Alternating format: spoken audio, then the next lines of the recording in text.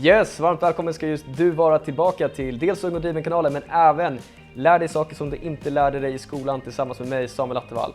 Det här är del 2 av 3 där vi kikar på Ray Dalio Principles. Har du inte sett första videon så finner du en länk till den här nere i descriptionen så du kan bara kika på den först och sen hoppa över till den här. För att repetera de verktygen som jag vill att du använder av när du tittar på de här videorna för att lära dig på bästa möjliga sätt. 1. För anteckningar, jag kommer göra det samtidigt också. Nummer 2. Lär dig de här sakerna som att du skulle lära ut det till någon annan. Så att skriva anteckningar, tänk på någon annan, vem vill jag lära det här till? Och för det så enkelt som möjligt så att du skulle kunna berätta till den personen och den skulle fatta. Del nummer 3. Se även till att kika på de här videorna i ordning och de är uppdelade av en anledning för att du ska kunna hålla ditt attention span. Nummer 4, sist men inte minst, se även till att repetera det här. Så om en vecka, om en månad, gå tillbaka till de här videorna och titta igen eller kika på originalklippet som du finner länkat nere i beskrivningen. Ray Dalio Principles, vi hoppar in i the 5-step process, min personliga favorit. We've discussed how important it is to reflect carefully after experiencing pain. When I did this, I was usually able to discover principles that would prevent me from repeating the same mistakes in the future. And I could see that being successful simply consisted of 5 steps. Step 1 is to know your goals and run after them. What is best for you depends on your nature, so you need to really understand yourself and know what you want to achieve in life. Step 2 is to encounter the problems that stand in the way of getting to your goals. These problems are typically painful. If handled badly, some of them can lead to your ruin. But to evolve, you need to identify those problems and not tolerate them. Step 3 is to diagnose these problems to get at their root causes. Don't jump too quickly to solutions. Take a step back and reflect in order to really distinguish the symptoms from the disease. Step 4 is to design a plan to eliminate the problems. This is where you will determine what you need to do to get around them. And step 5 is to execute those designs, pushing yourself to do what's needed to progress toward your goal. A successful life essentially consists of doing these 5 steps over and over again. This is your personal evolution, and you see this process everywhere. It's just a law of nature. Think of any product, any organization, or any person you know, and you will see that this is true for them. Evolution is simply a process of either adapting or dying. Conceptually, it looks just like the 5-step process I've described. As you push through this often painful process, you'll naturally ascend to higher and higher levels of success. I found that when I did it better, my struggling never became easier, because the more capable I became, the greater the challenges I would take on. Because different people are strong and weak at different things, most people can't do all 5 steps well. Not facing this reality means you could stretch further than you should. And as the heights get greater, your falls could also be greater. Sometimes terrible things happen to all of us in life. They can ruin us, or they can profoundly improve us, depending on how we handle them. Something like this happened to me in 1982. Så innan vi går in i the abyss så tänker jag att vi drar en liten snabb reflektion kring de här 5 stegen. Vi har nummer 1, 2, 3, 4, 5. 1. Förstå ditt mål, eller sätt ett mål och spring efter det. Det här kan vara svårt i början, vilket är varför jag även förespråkar speed over perfection när du kommer starta igång. För att han säger att det är viktigt att du förstår dig själv och vad du vill i ditt liv. Jag visste inte det, många andra vet inte det heller och du känner dig säkert igen dig i den tanken.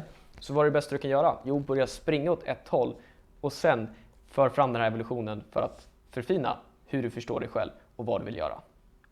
Nummer 2. Encounter problems. Spring in i de här problemen. Spring in i stenarna, stockarna som vi talade om i förra videon. Och tolerera dem inte.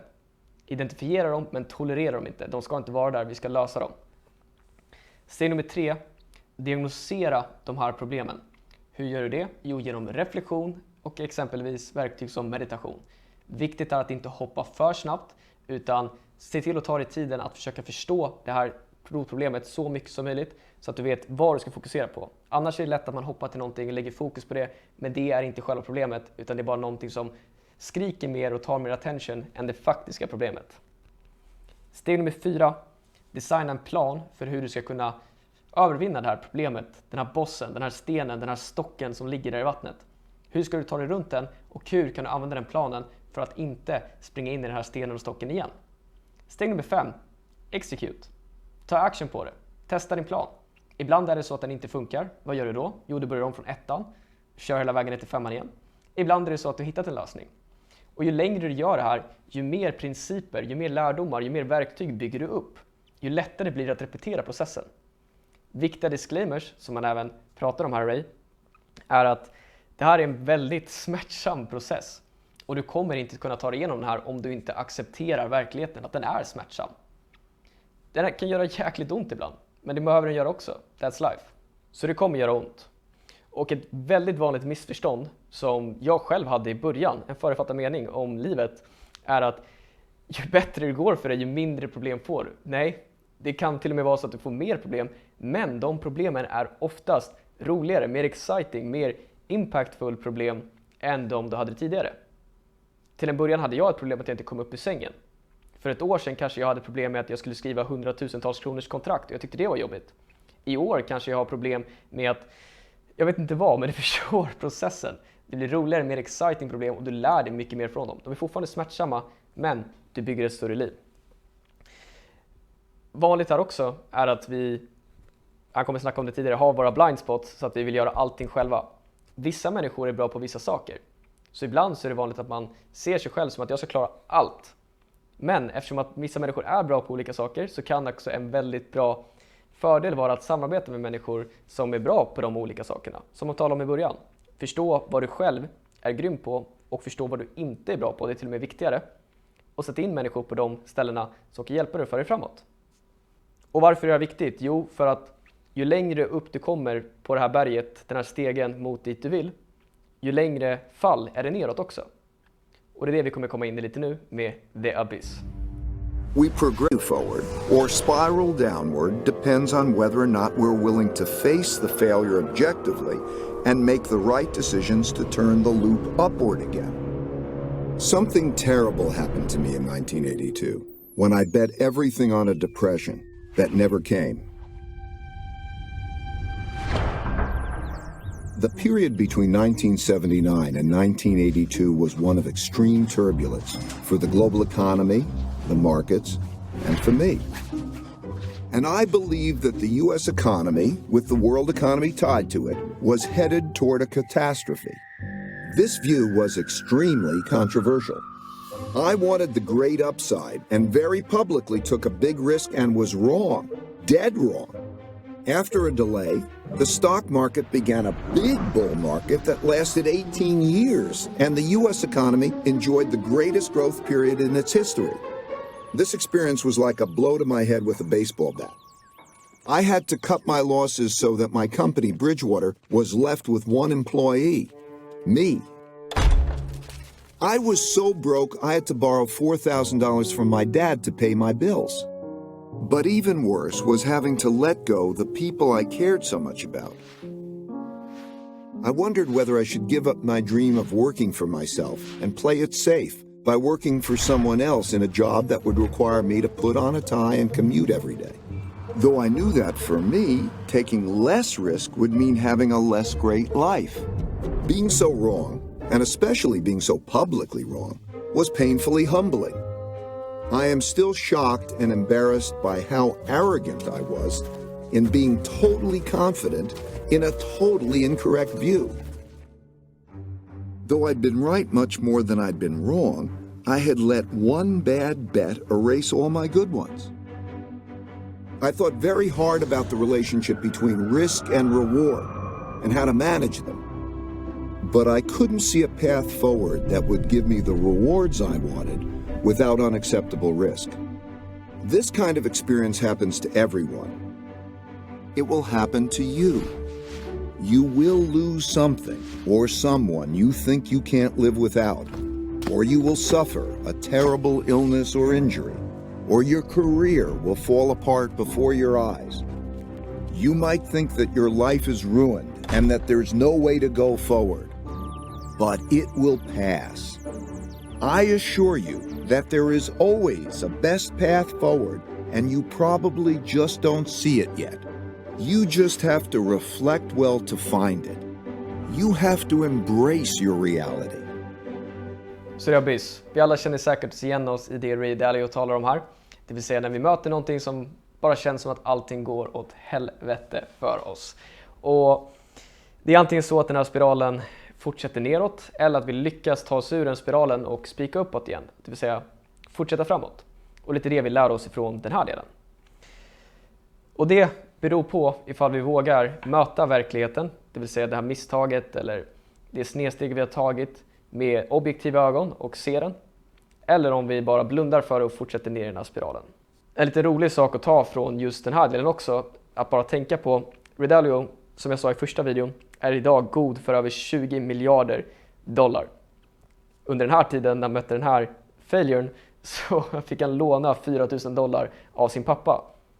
Även han kan gå från en sån situation upp till dit han har kommit idag. Ni har hört liknande historier, ni kan känna igen er själva.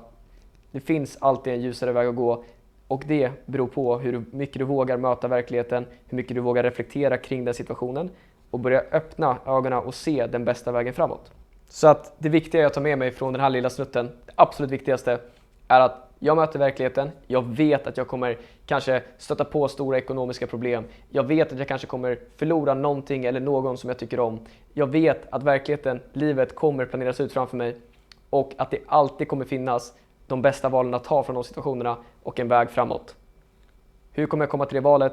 Jo, troligtvis i stunden kommer jag inte se det för att det är så mycket annat som jag är distraherad över. Men genom mina verktyg som jag bygger genom livet, genom reflektion, genom meditation så blir det klarare och vi kommer komma över det. Och vi kommer ta med oss en princip för att vi inte hamnar där igen. Imponerande va? Vi hoppar in i Everything is a Machine. Sometimes things happen that are hard to understand.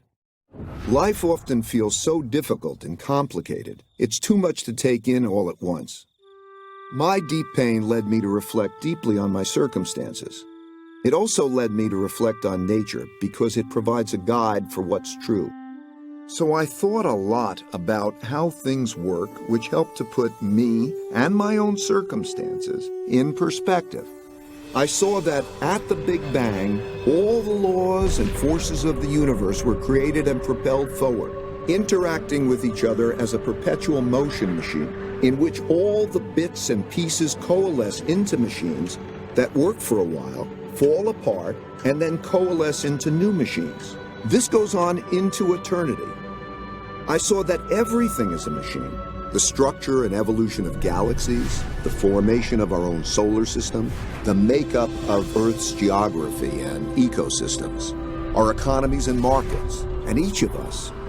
We individually are machines made up of different machines. Our circulatory system, our nervous system, that produce our thoughts, our dreams, our emotions, and all the other aspects of our distinct characters. All of these different machines evolve together through time to produce the realities we encounter every day. And I realized that I was just one tiny bit in 1 nanosecond deciding what I should do. While that perspective might sound very philosophical, I found that it was very practical because it showed me how I could deal with my own realities in a better way. For example, I observed that most everything happens over and over again in slightly different ways. Some in obvious short-term cycles that are easy to recognize, so we know how to deal with them, like the 24-hour day. Some so infrequently that they haven't occurred in our lifetimes, and we're shocked when they do, like the once-in-a-100-year storm. And some we know exist, but are encountering for the first time, like the birth of our first child. Most people mistakenly treat these situations as being unique and deal with them without having proper perspective or principles to help them get through them. I found that if instead of dealing with these events as one-offs, I could see each as just another one of those and approach them in the same way a biologist might approach an animal, first identifying its species, then drawing on principles for dealing with it appropriately. Because I could see these events transpire in pretty much the same ways over and over, I could more clearly see the cause-effect relationships that governed their behaviors, which allowed me to develop better principles that I could express in both words and algorithms. I learned that while most everyone expects the future to be a slightly modified version of the present, it is typically very different. That's because people are biased by recent history and overlook events that haven't happened in a long time, perhaps not even in their lifetime, but they will happen again. With that perspective, I realized that what I missed when I mistakenly called for a Great Depression was hidden in the patterns of history, and I could use my newfound knowledge of these patterns to make better decisions in the future. And when I thought about my challenge, balancing risk and reward, I realized that risk and reward naturally go together. I could see that to get the most out of life, one has to take more risk, and that knowing how to appropriately balance risk and reward is essential to having the best life possible. Imagine you are faced with the choice of having a safe, boring life if you stay where you are, or having a fabulous one if you take the risk of successfully crossing a dangerous jungle. That is essentially the choice we all face. For me, the choice was clear, but that doesn't mean the path forward was without challenges. I still needed to face two big barriers that we all must face. So everything is a machine. Här går Ray in på att saker och ting händer om och om igen. Vi kan se på saker på ett synsätt att saker och ting runt omkring oss är som en maskin. De skapas, de fungerar ett tag, de går sönder, de byggs om, de fungerar igen. Okej? Inklusive oss själva. Och med det här synsättet kan vi också förstå att saker och ting händer i olika cyklar. Vi har 24 timmars klockan, exempelvis det korta tidsspannet. Vi vet att solen går upp, vi vet att solen går ner. Vi har den infrekventa tidsspannet, saker som händer då och då, men som är ganska svårt att förutsäga, som en tsunami, eller kanske en jordbävning, eller kanske en ekonomisk kris. Naturkatastrofer är ett väldigt bra exempel på den infrekventa tidsspannet. Och sen har vi också den här saker som vi vet kommer hända men som vi möter för första gången. Exempelvis flytta hemifrån, få ditt första jobb, ta studenten, eller varför inte döden. Det här är saker som vi vet kommer hända, men vi förbereder oss inte på något sätt överhuvudtaget. Lite skumt, va? Det är skumt, speciellt om du öppnar ögonen och får det här synsättet. För att det vi ofta väljer att göra, som Ray talar om här, är att vi blundar för historien. Vi ser inte saker som hänt tidigare, saker som vi kan lära oss från. Verktyg, principer från dels vår bakgrund, vårt liv, men även tidigare vi existerade. Det är därför exempelvis jag sträcker ut handen och ber om hjälp till personer som ligger längre fram i min resa, det vill säga mentorskap, för att de har principer som jag själv inte har hunnit forma. Så att genom att börja bygga dels principer, vilket jag hoppas att du gör efter det här klippet, så kommer du ha de verktygen längre fram i resan. Men genom att också öppna perspektivet och ögonen för hur det har sett ut tidigare i livet, även innan vi existerade, så kan man lära sig väldigt mycket som man kan ha verktyg och ta med sig längre fram i livet också. I slutet av det här lilla klippet också så pratar Ray Dalio om risk och reward, hur han balanserar det. Och det här är helt personligt utifrån vad man vill göra med livet, men jag finner mig själv väldigt mycket i samma tankar som Ray. Det vill säga, ett grymt liv som jag anser vara grymt för mig, som jag anser mig själv vara lycklig i, innehåller mycket spänning, innehåller mycket framgångar både i familj, företagande, relationer, vänner. Jag vill ha kul. Och för att kunna få det livet så kommer jag behöva välja en stor risk också. Och då är det viktigt att embracea reality, möta verkligheten och fatta att det kommer innebära väldigt mycket pain, smärta, svåra tider. Men om man möter det med att man förstår att det kommer komma, så har du en för stor fördel och en stor förutsättning för att kunna hantera de smärtorna.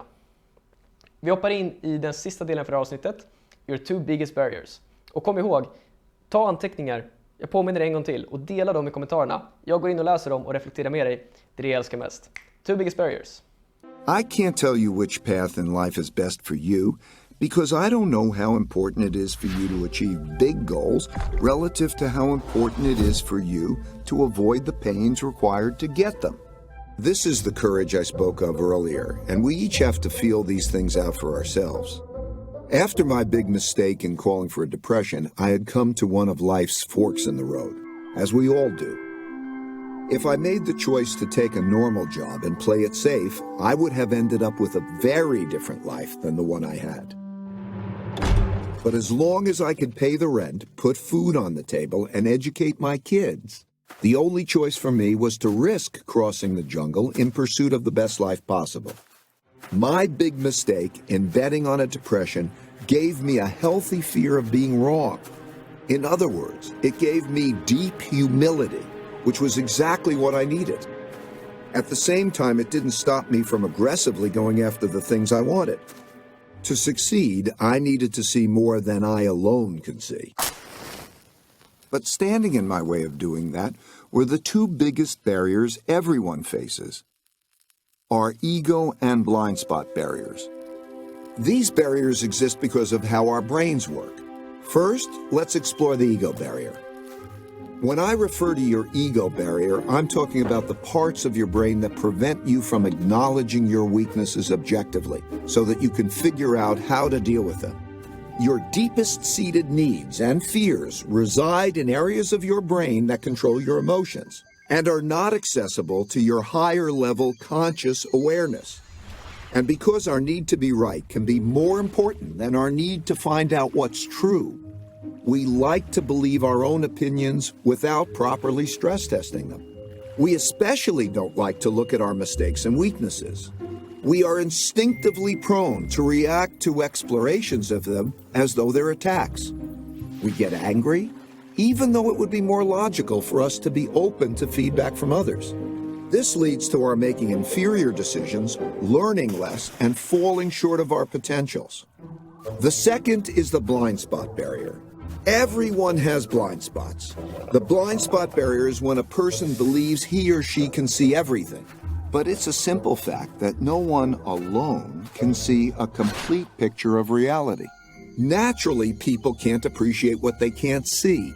Just as we all have different ranges for singing, hearing pitch, and seeing colors, we have different ranges for seeing and understanding things. For example, while some people are better at seeing the big picture, others excel at seeing details. Some are linear thinkers, and others are more lateral. While some are creative but not reliable, others are reliable but not creative, and so on. Because of how our brains are wired differently, everyone perceives the world around them differently. By doing what comes naturally to us, we fail to account for our weaknesses, and we crash. Either we keep doing that or we change. Aristotle defined tragedy as a terrible outcome arising from a person's fatal flaw. A flaw that, had it been fixed, would have instead led to a wonderful outcome.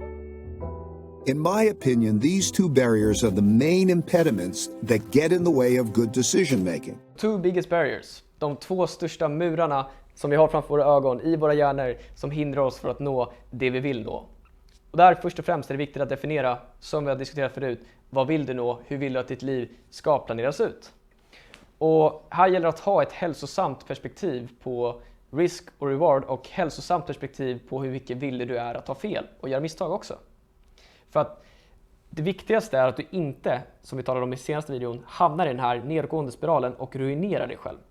Så länge du har ett minimum, jag har anammat Ray Dalios koncept här, jag har satt upp mitt minimum för mitt liv som gör att jag inte kommer ruineras. Vilket är, jag vill kunna äta mat, jag vill kunna dricka rent vatten, jag vill kunna ha tak över huvudet, jag vill kunna må bra över tid. Vissa perioder vet att jag inte kommer må bra, men över tid vill jag kunna må bra. Och jag vill kunna behålla relationer. Det är viktigt för mig. Så länge jag har den här minimumna så vet jag att jag kommer göra mig glad. Jag kommer må bra, jag kommer kunna ta mig framåt, jag kommer kunna resa mig från alla olika situationer. Det här gör också att jag kan ha en hälsosam relation med att ha fel, med att ta risker. För jag vet ett minimum. Jag tar inte ut lika mycket lön som jag skulle vilja haft ifall jag jobbade traditionellt i en anställning. Utan jag tar bara ut så jag har med ett minimum. Resterande kan jag ta risker med, experimentera och fortsätta lära mig. Anamma det konceptet, något jag rekommenderar stort. När du har tagit in det konceptet så måste du också förstå att vi kan inte se allting. Vi alla är bra på olika saker. Vissa tänker linjärt, andra tänker kreativt. Vi alla fungerar på olika sätt. Det var något som jag inte ville ta in i början, utan jag ville göra allting själv. Jag ville ha mycket kontroll, vilket bara ledde till stora misstag och mycket smärta. Men efter att börja bli mer open-minded, vilket är det nästa del handlar om, och börja se att vi fungerar på olika sätt. Jag har mina svagheter, mina saker som jag inte är lika bra på. Och jag vet att det finns personer där ute som är bättre på det. Vi kanske ska samarbeta. Grymt! Då kan vi se varandras delar, då kan vi lära oss från varandra och då kan vi ta oss framåt tillsammans. Otroligt viktigt. Och för att kunna göra det så måste du förstå dina ena blind spots och ditt ena ego. Vi måste göra oss av med dem. Vi måste bli mer öppensinnade. Och det här tror jag man känner igen sig, dels när man kollar på sig själv. Jag kan se mig själv i många situationer där mitt ego har hindrat mig från att bli bättre eller lära mig någonting nytt. Kanske i form av att, nej jag har inte fel och bli arg istället. Visa ilska. Istället för att vara öppen för feedback. Ta konstruktiv kritik att, hej, det där var inte schysst. Eller du kanske borde göra på det här sättet istället. Ja, men det den personen säger kanske har någon logik i sig. Jag kanske kan lära mig någonting från det. Helt plötsligt har du gjort någonting fel men du lär dig någonting från det och du blir bättre. Versus göra någonting fel, bli arg, inte lära dig från det och göra om samma misstag igen. Bara upp till dig vad du väljer. Så antingen så stannar du i ditt ego och dina blind spots och du kommer att misslyckas om och om igen. Eller så blir du mer öppensinnad, du vågar se världen på ett annat perspektiv, erkänna att vi själva kan göra misstag, vara öppna för feedback och vara mer öppensinnade. Vilket är det vi kollar på i nästa avsnitt av Lär dig saker som du inte lär dig i skolan tillsammans med mig, Samuel från Ung Driven.